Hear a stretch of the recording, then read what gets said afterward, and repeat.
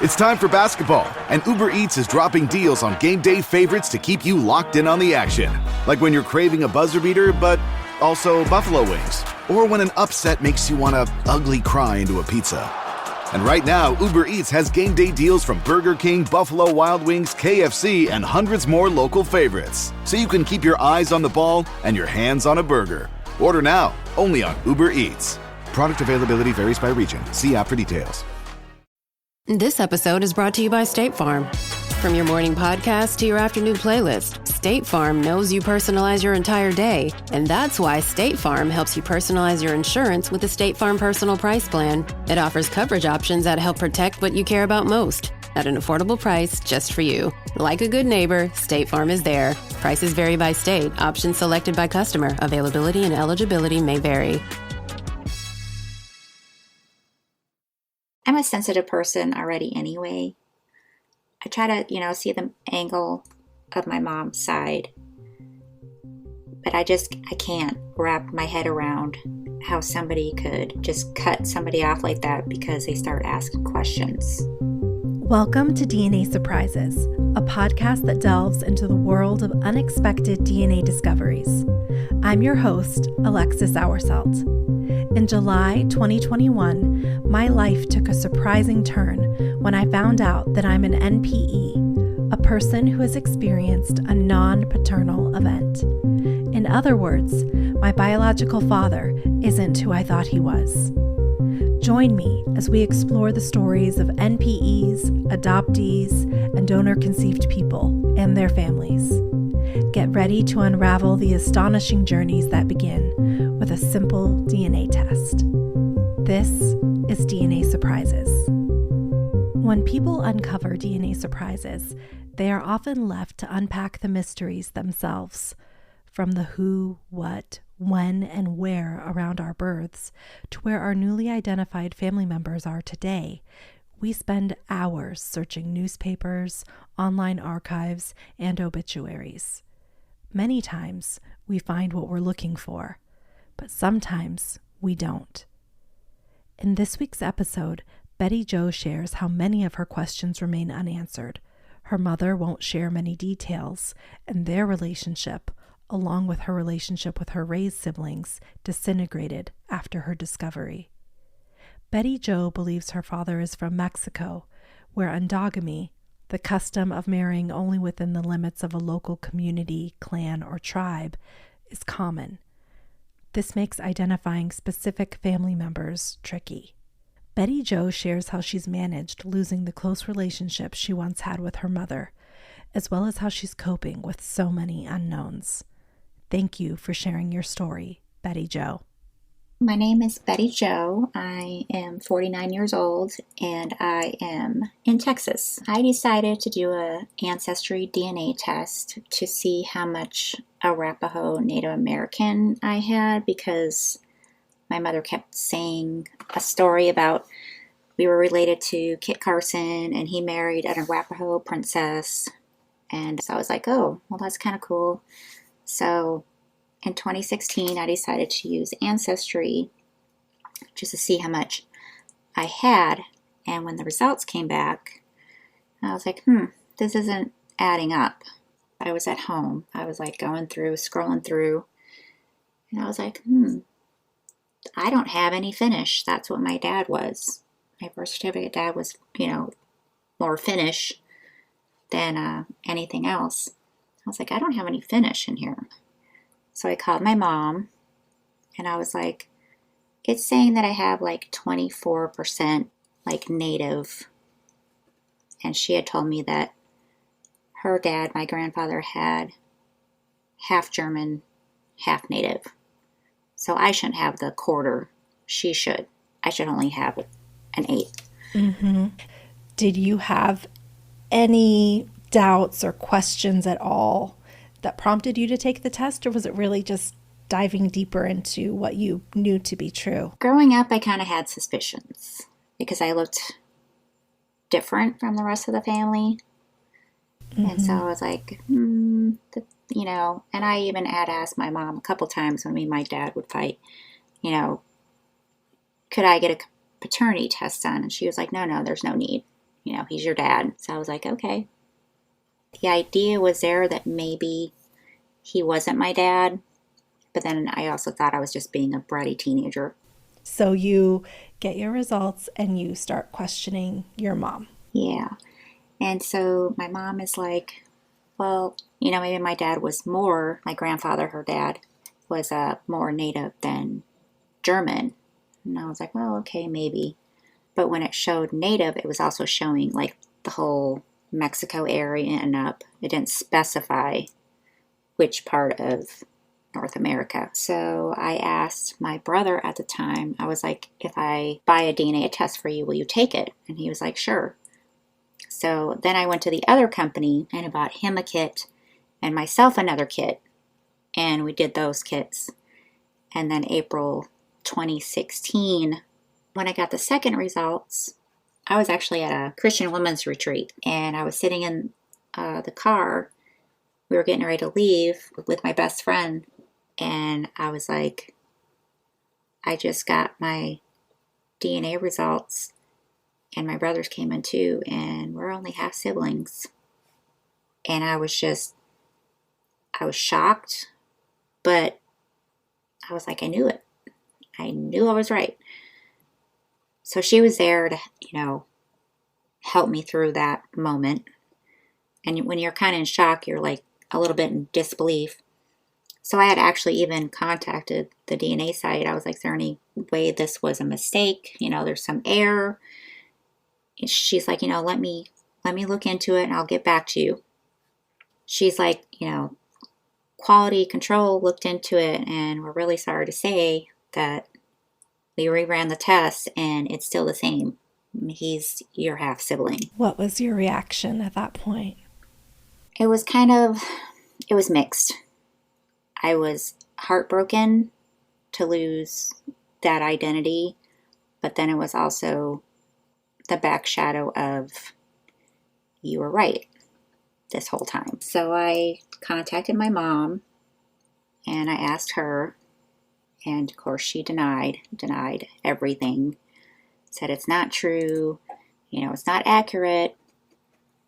And I was trying to keep it between me and her. And so she called my siblings and they joined in, kind of like circle the wagons, started attacking me, saying, maybe somebody else, spit in your DNA test. And it's only official if it goes through an FBI lab. And I can also pay for the results I want. So they actually accused you of manufacturing the results? Yes. I'm just a drama queen. So wow. I just wanted, I really wanted to upheave my life. Yeah. for this. And then my brother sent a group text to me, my sister, and my mother, telling us that if I believe that my parents aren't my parents, which I didn't say parents, I said dad, then no longer to contact him or his family, and that I need mental help. So that was the last time I've basically really talked to anybody. I am so sorry that this happened. Thank you. What year was this again? So this was in 2016? It was in 2016. Yeah, so, April. So you haven't talked to your family in 8 years? Yeah, it's been 8 years. When it first happened, I was a mess. I would hear a specific song come on the radio and I would just start crying when I was driving. It was like it's a roller coaster. I mean, sometimes even now I have a bad day just thinking about it. Because I haven't found my bio dad yet. Of course. You mentioned that when you were younger, you did kind of question. Were you close to your family before this happened, or were you really surprised by this reaction? I was really close to my mom. She kind of spoiled me, which I don't know why. But now thinking back, I was like, oh, well, maybe she was kind of just bribing me that if I ever found out, just to be quiet about it. I was never really close to my siblings because there was such a big age gap. My My dad, he was kind of quiet, really felt uncomfortable trying to communicate. Were you surprised then by her reaction to just completely ostracize you? No, because growing up, she would be, the sweetest person in public if she knew you. But behind closed doors, she'd, talk behind your back, gossip. So it kind of didn't surprise me just because of her personality. And she also she's never admitted when she's wrong. And she doesn't apologize. Wow. Okay. So that kind of closed the door on your relationship with your family. How were you able to navigate that? What did you do to work through that estrangement? It was really hard, probably for the first couple of years. My husband's been very supportive, and my kids are old enough to know exactly what's going on. And I told them, if you want to have a relationship, you can reach out. And they've decided, no, they don't want to reach out to them because of how they are. Okay. You have not been able to find your biological father. What has the journey to find your biological father been like? It's been frustrating because we're assuming he is from Mexico. So most search angels say they can't help me because he is from Mexico. But I do have one search angel. She says she's not giving up. And she's, taking classes to learn about endogamy, which is like intermarriage. Because a lot of the areas that it seems that my family is from, they're small communities, so they kind of intermarriage sometimes. Yeah, that's very much a cultural norm in other parts of the world. Yes. Okay. So it makes it a little harder. Yeah, for sure. Yeah. Have you been able to learn anything or connect with any other biological family that's maybe not your father? I have met some really amazing cousins. They are sweet, compassionate, and they're trying to help any way they can. The problem is they don't know much about their family history, so that makes it a little bit difficult too. But I have met them. I've met a couple in person who live in Texas. Before you had your DNA surprise, you believed that you had indigenous roots. Have you done anything to explore your cultural identity that you've discovered? I am trying to learn everything I can, from cooking. I've been trying to learn Spanish and just learning all about the heritage. I've missed out on so much. It just upsets me some days, makes me sad some days that I've missed out this whole section of my life where, what are the family recipes? What are the health issues? I have some issues in family with heart issues, risk for diabetes. Yeah. And that stuff is just so important, right? Like, we need to know our medical history. And that's the huge part that I think a lot of people don't think about when they think about DNA surprises. What's been passed down to my kids, even though I don't have it, what gene skipped me but went to my kids. Absolutely. Absolutely. Kind of going back to your mom, do you have any clue at all how this might have happened? I asked her if it happened to be assault, and she sarcastically told me that nobody is pregnant from 72 until you were born in 74. What did she mean by that? So I guess she might have been assaulted in 72. But when I asked, did you report it? Did Dad know about it? She never answered. She never answered those questions. And the only person she used to talk about all the time was a Tony, but I never knew his last name. Have you tried chasing that down? I imagine so, but it's probably hard without a last name. I have. Yeah, I have no idea.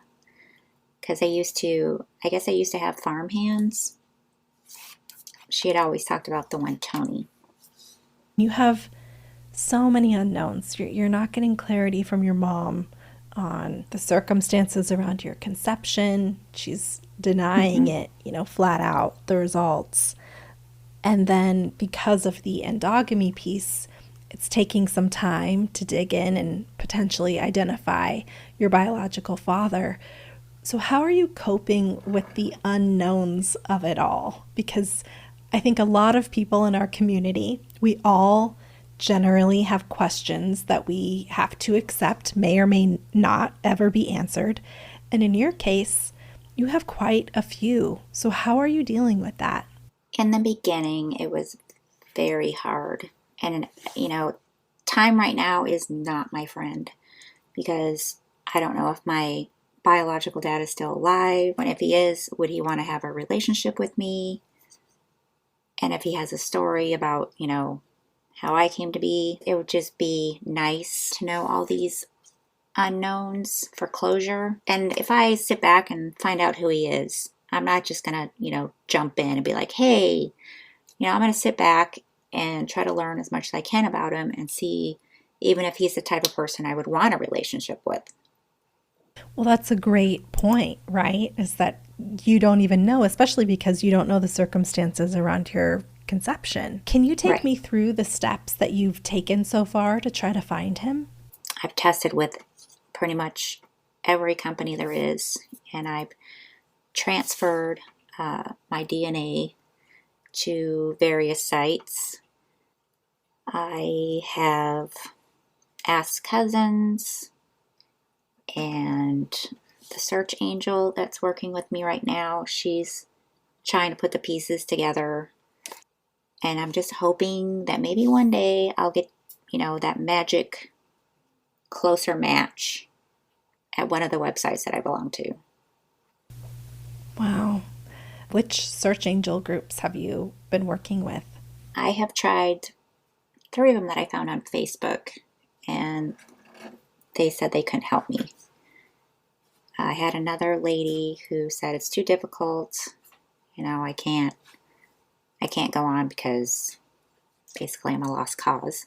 So the current one, she's been working on it, I think, for a year and a half. And she says she's not giving up until she figures this out.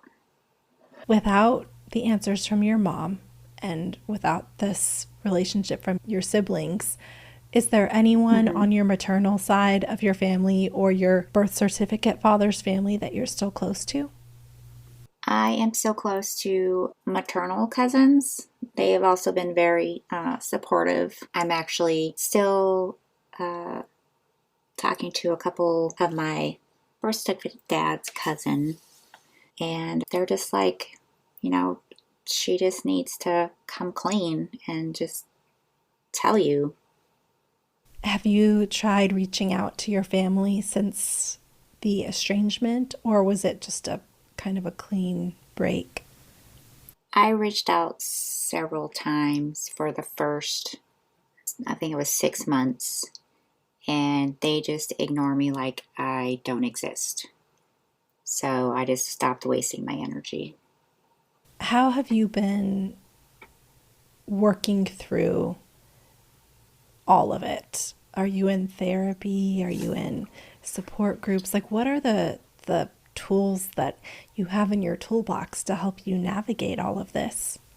I've been reading a lot of books on trauma and what it does to the body. I've also been reading a book on self-care, which I really wasn't good at. So that book's really been helping me. I've also been going to therapy. I actually just found a new therapist that I really, really like. She's been helping me a lot get through this process and some other processes that I've been, kept keeping in the back of my mind that I needed to get out.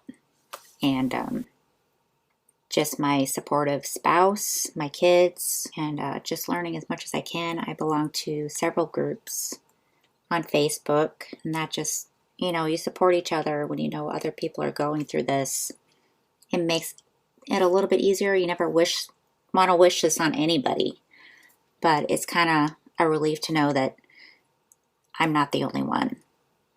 Absolutely. What would you say your biggest questions are I know that there are many, but what are the answers that you want most?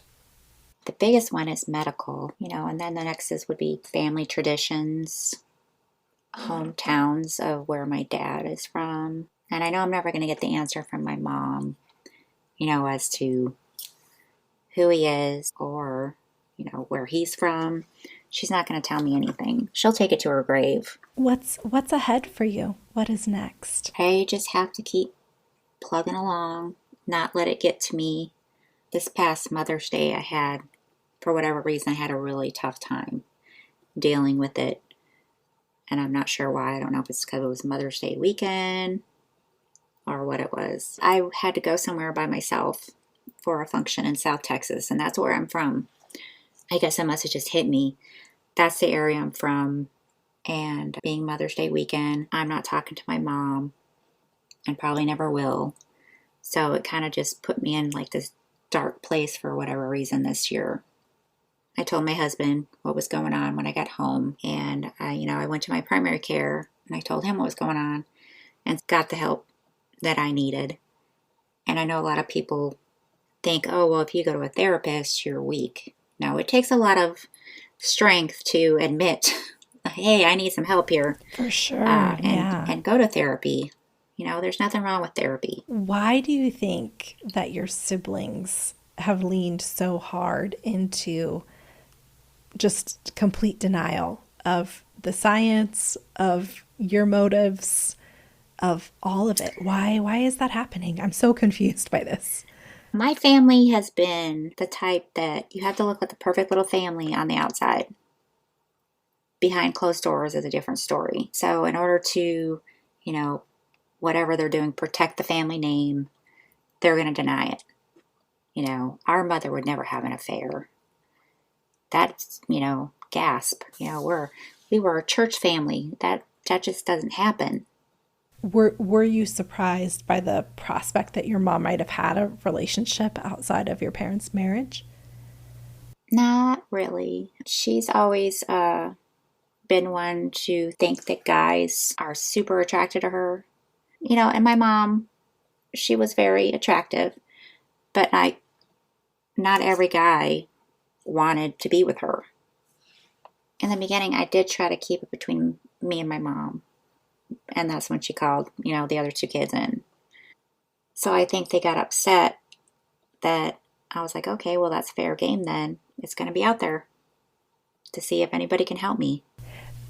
And I don't think they really like that. So now if anybody asks them about it, they cut them off as well. I am dead to them is what it is. So I'm like, all right, and anytime they're confronted about something, I am mentally unstable and I need help because I'm lying.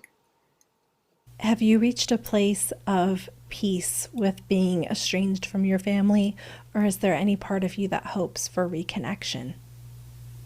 Oh, there will be no reconnection. As I've grown through this process and have become more mature and have read these books of the type of people who act like this, which is narcissistic, unless they do a full degree of change, it's not going to happen. I mean, if they do change, they want to call, text, apologize. I would take a phone call and talk to them, but I don't think I would want a relationship with them unless they've totally changed. That's totally fair. You have to protect yourself. Boundaries. I've learned boundaries. I used to be, a people pleaser. I want everybody to like me. But I realized I don't need people to like me to be who I am. I want to be who I am, not try to be somebody else just so somebody else likes me. I don't want to be a doormat. I think I just won my taxes. Yeah? I just switched to H&R Block in about 1 minute. All I had to do was drag and drop last year's return into H&R Block, and bam, my information is automatically there. So I don't have to go digging around for all my old papers to switch? Nope. Sounds like we just leveled up our tax game. Switching to H&R Block is easy. Just drag and drop your last return. It's better with Block. This episode is brought to you by LifeLock. It's tax season, and we're all a bit tired of numbers. But here's one you need to hear. $16.5 billion. That's how much the IRS flagged for possible identity fraud last year. Now here's a good number. 100 million. That's how many data points LifeLock monitors every second. If your identity is stolen, they'll fix it. Guaranteed. Save up to 40% your first year at LifeLock.com/podcast. Terms apply. Do you feel like your DNA surprise has changed how you identify, like how you view yourself? And if so, how? I can see the Hispanic in me now. I mean, other people could see it before because they'd be like, you look a little bit different. Are you sure you're not part Hispanic? And even when I would introduce, or my siblings would introduce me as their sibling, people would be like, what? That's your sibling? I feel more Hispanic than anything else. And I'm 24%. So that's my biggest chunk of DNA also is Hispanic. You know, I'm from South Texas, so it's kind of like I fit down there. So it's always hard for me to, leave and come back to the Waco area.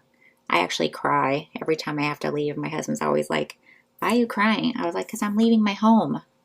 Oh, wow. So you really do feel a deep connection there. What advice do you have for a parent who is keeping a DNA surprise from their child? I would say if they haven't done a DNA test yet, probably eventually they're going to do one. So it'd probably be better for you to tell them now instead of waiting until they find out and get the surprise. I mean, it's still going to be a surprise if the parent tells them. And it's kind of like a toss of the coin. They can find out the DNA test and be traumatized, or they can have the parent tell them and still have some trauma, but I don't think it'll be as bad because it's actually coming from the parent. Right. You're not uncovering a lie. Somebody's just kind of coming clean. Yeah. Yeah. Yes. What advice do you have for someone who just uncovered a DNA surprise, and specifically, 8 years in? What advice do you have for someone who has kind of a blank book in front of them in terms of answers? It is going to be a roller coaster. There are plenty of support groups. Find somebody who's going to help support you through this journey. And it's never your fault, and you have the right to know who you are, where you come from. You're not a secret. You don't have to be a secret. And if somebody tells you, why can't you just let it go? It's your right to say, no, I don't want to let it go because I just found out I'm part of something else than what I was raised as. And I have the right to go find out what those cultural differences are, if there's a different language, different cuisine. And if you're struggling, please go to therapy. There's nothing wrong with therapy. I can't stress that enough. And like I said, there's lots of support groups online who will help you through, because it's comforting also to know that there's other people out there who have gone or are going through the same thing. Thank you for sharing that. Betty Jo, thank you welcome. so much for coming on the podcast and sharing your experience. It's really important that we show all of the possible outcomes and all the different stages where people are in their DNA surprise journeys. I really hope that you get answers soon and are able to have some peace with the results. Thank you. Thank you for having me. Thanks again to Betty Jo for sharing her story. If you have a DNA surprise that you'd like to share, submit your story at dnasurprises.com. And remember, for early access to ad-free episodes, join me over on Patreon at patreon.com/DNA Surprises. Until next time. This episode of DNA Surprises was hosted, produced, and edited by me,